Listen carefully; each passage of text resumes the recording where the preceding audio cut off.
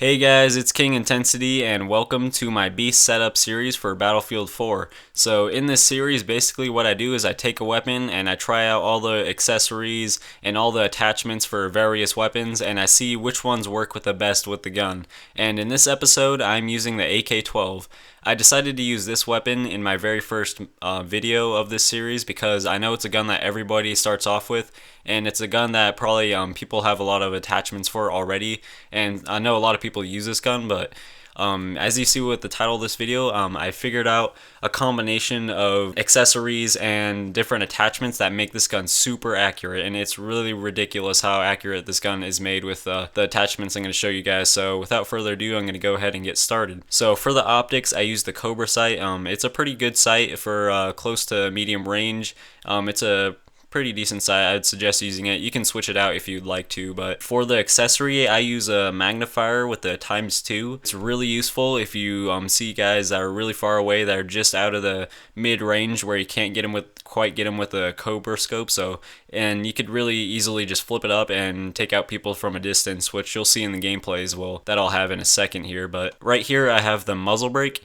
And you're probably wondering why I have that on, but you'll see in a second I have it in combination with the folding grip. So right here you can see the folding grip, and when you use that in combination with the muzzle brake, there is virtually no recoil with this gun, and you guys will see gameplay with this in just a second. There's literally no recoil from close to mid-range. It is ridiculous. So if you use the folding grip and the muzzle brake, you will literally have no recoil on this weapon. For my sidearm, I'm using the P226.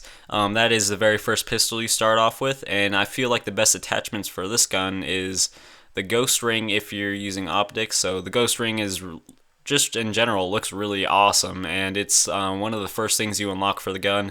They're really useful, really accurate, so I suggest using those. For accessory, use a laser sight. You don't really have to use this, but I feel like it makes your hip fire a lot more accurate if you do use it. I personally use these a lot.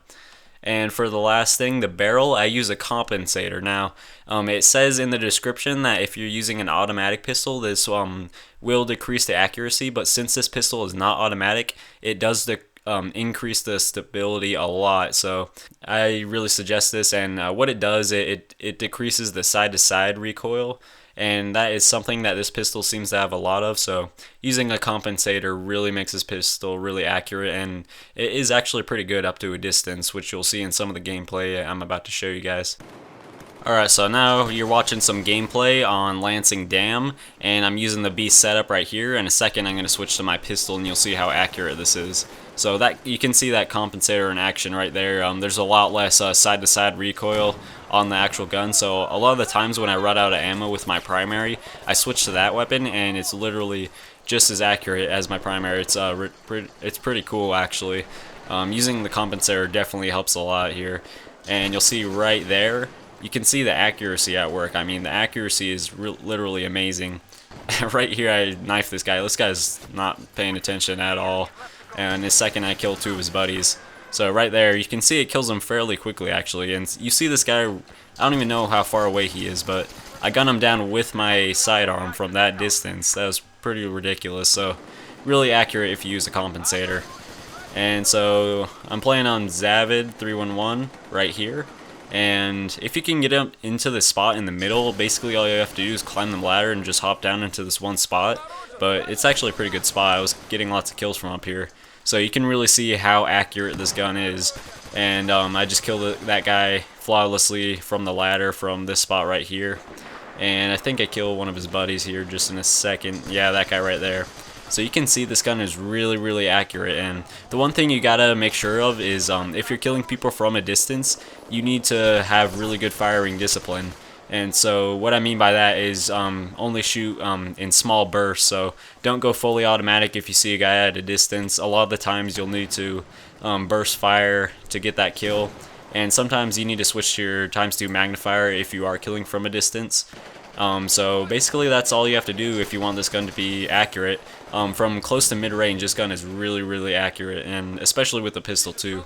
You'll see here in a second, I gun this guy down, kind of run through the bushes here in a second, and there's another guy that misses with a shotgun. I switch to my sidearm and gun him down pretty quick. So switching to that sidearm is really going to help you out in a lot of these cases when you run out of ammo with your primary or you're just reloading.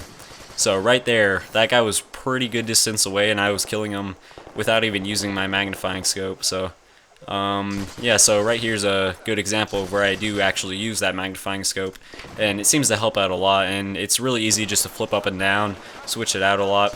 And the one thing I have to say I really like about this class is how much you don't flinch when you get in a gunfight, because I was noticing that when I would get in gunfights, and normally you would flinch a lot if you're using this gun, and but it seems with all these attachments you flinch a lot less and your player seems to be a lot more accurate. So when you're getting in your gunfights, you're gonna notice that. So this video is pretty much over. Thank you guys for watching so much.